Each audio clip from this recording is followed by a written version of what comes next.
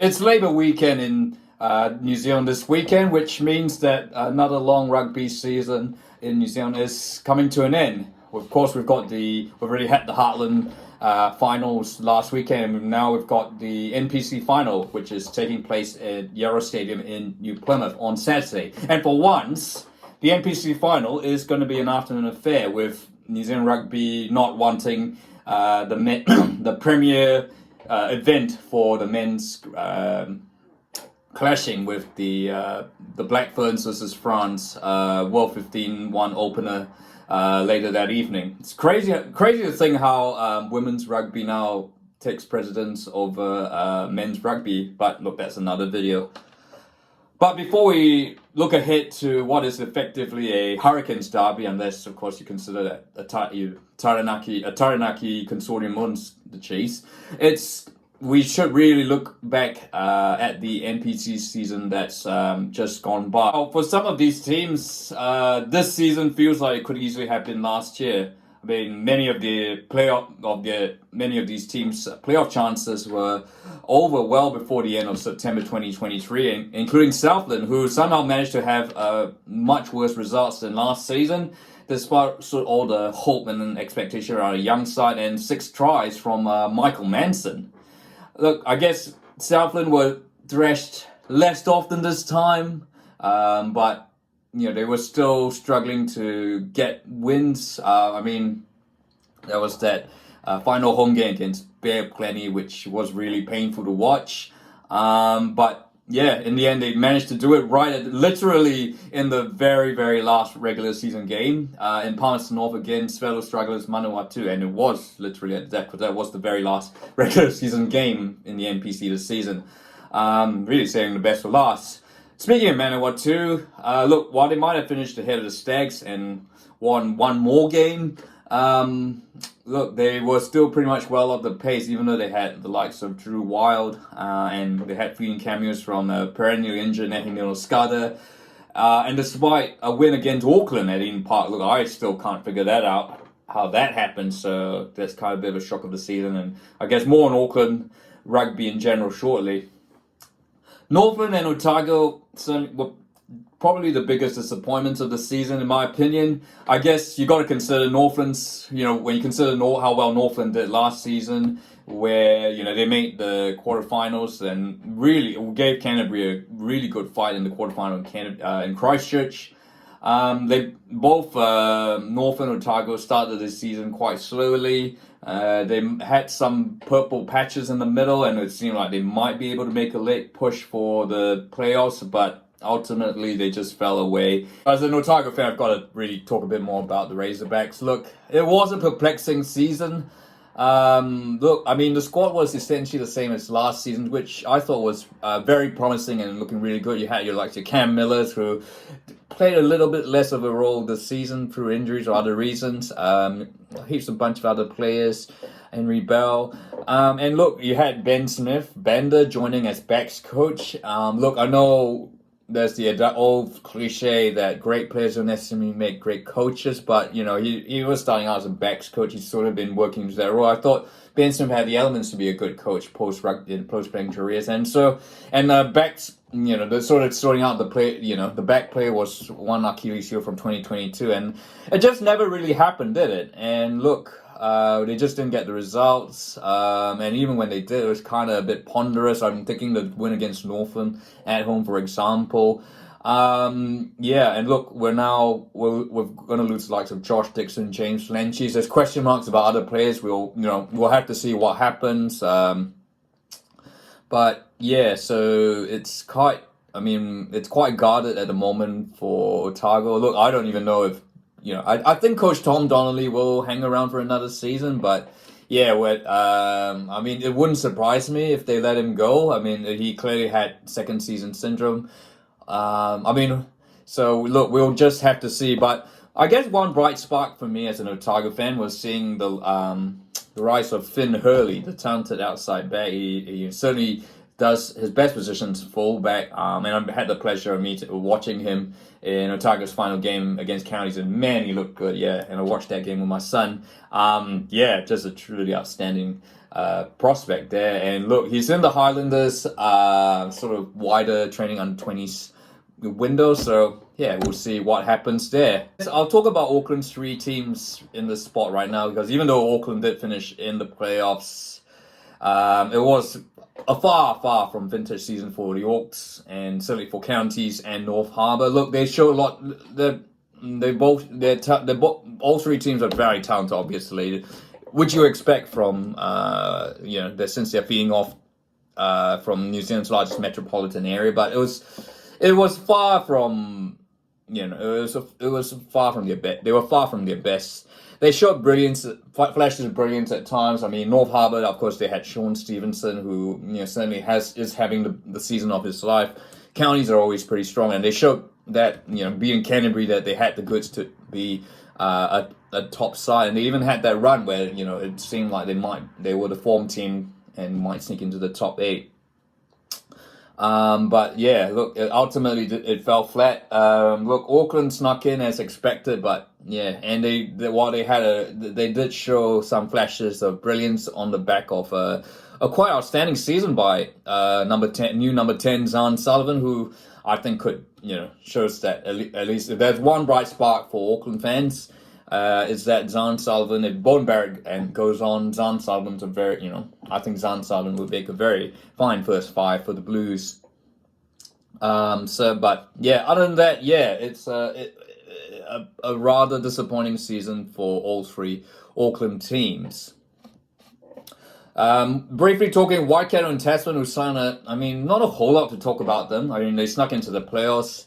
Obviously, they have a lot of talent on their sides. Unfortunately, Quinn Tupaia didn't quite make it back for Waikato. But it was nice to see Aaron Cruden back in Waikato colours in what's surely got to be one of his very last seasons of professional rugby. Future is bright. It's the same old thing. Future is bright.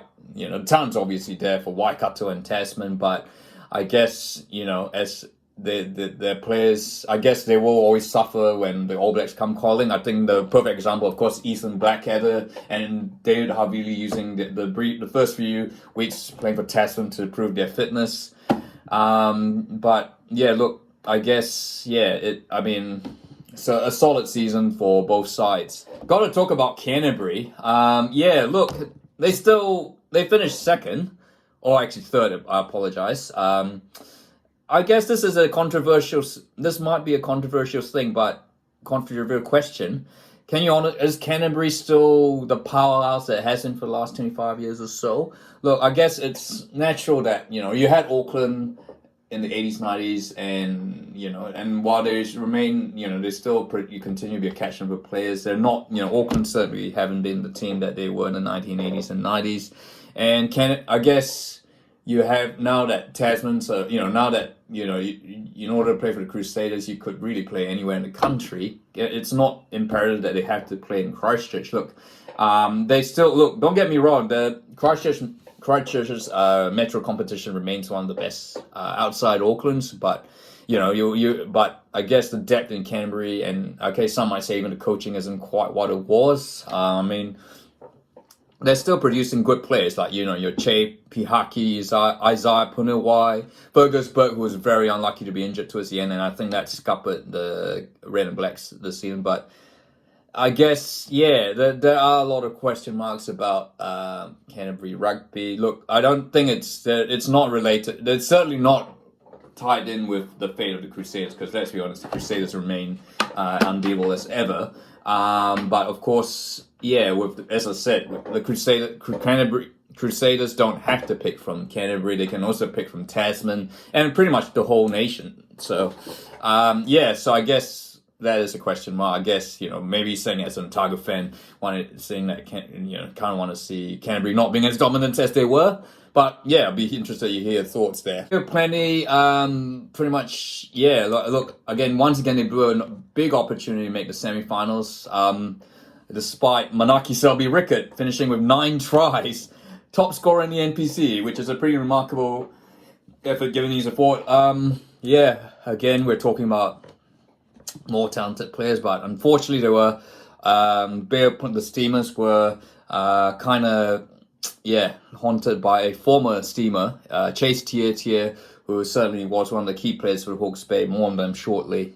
But I don't think I could give the Joker of the Season award to Bay of Plenty. That definitely has to go to Wellington.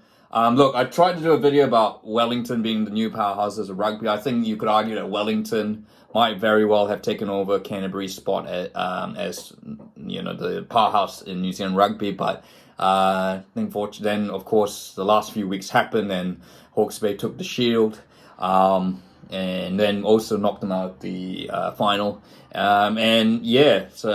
But nevertheless, look, they still have, Wellington, for much of the season, pretty much showed that they were the best team in the regular season. You had the likes of Aidan Morgan, Ruben Love, Peter Umaga Jensen,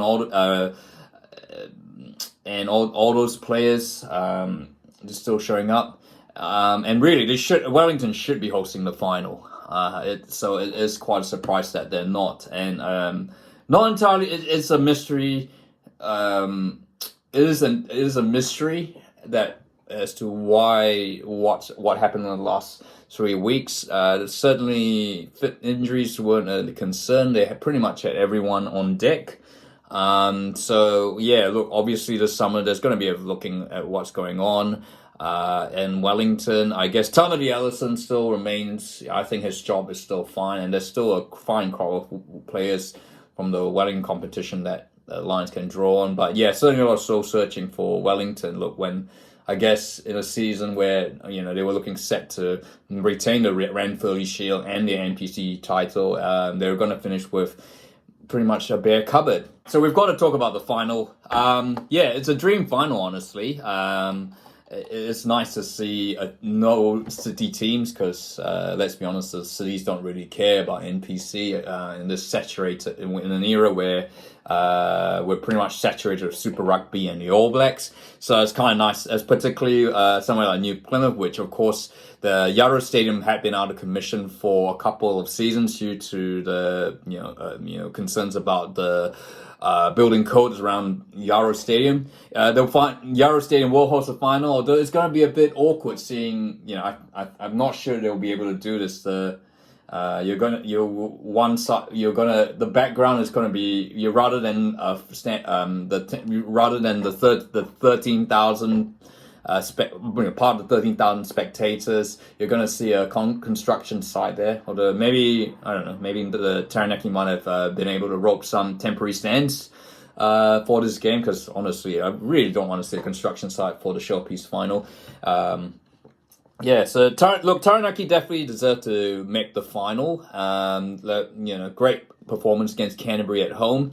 They've got some really good players all round. Ricky Riccatelli, Josh Jacob is a standout for me at first five. But he's been complemented really well by the experienced Tay Walden, who is a player as a Highland fan I've always admired, and of course Kini Naholo, who younger brother of Waisake, who's starting to make a bit of a name for himself.